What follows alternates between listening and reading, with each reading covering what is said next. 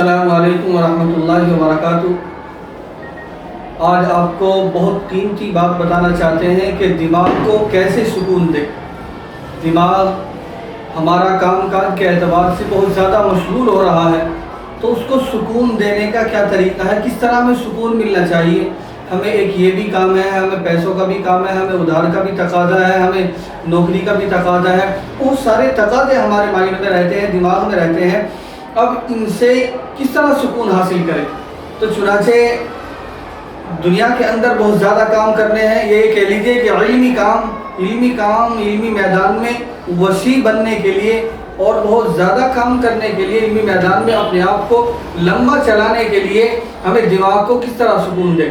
حضرت تھانوی رحمۃ اللہ علیہ بہت بڑے اللہ والے گزرے، جن کے مسائل کو پورا بر صغیر مانتا بھی ہے اور قبول بھی کرتا ہے، اور جن کے ہر مسئلے کا لوہا مانا گیا پوری دنیا کے اندر، کہہ لیجیے بر صغیر ہی نہیں بلکہ میں تو یہ کہوں گا کہ پوری دنیا کے اندر، جس کو اللہ نے اتنی عزتوں سے نوازا ہے، جنہوں نے بے شمار کتابیں لکھی ہیں، انہوں نے ان کا عمل ایک میں نے پڑھا تو میرے سامنے آیا کہ میں نے دیکھا کہ حضرت تھانوی رحمۃ اللہ علیہ کا یہ معمول تھا کہ وہ فجر کی نماز کے بعد چہل قدمی بھی کرتے تھے اور ذکر و اذکار بھی کرتے تھے، اور لکھنے کے بھی بہت زیادہ کام ان کو رہتے تھے، مسائل کے بھی، لوگوں کے بھی، خانقاہ کے بھی بہت زیادہ کام حضرت تھانوی رحمۃ اللہ علیہ۔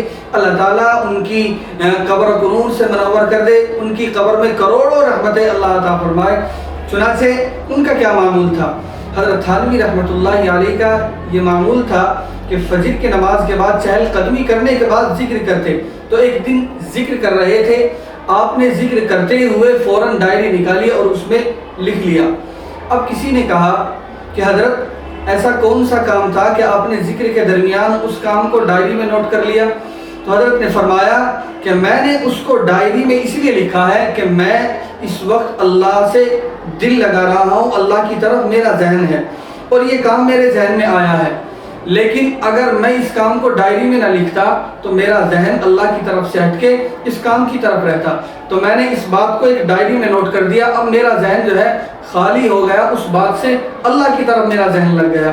تو کہنے کا مقصد یہ کہ آپ کوئی بھی کام کرے، آپ اپنے پاس ایک ڈائری رکھ لیں اور اس میں لکھ لیں آپ، اور جب وہ کام کرنا ہے آپ کو فوراً ڈائری سے یاد آ جائے گا، اور باقی آپ جو کام کریں ہر کام کی ایک لمٹ ہو، ایک حد ہو۔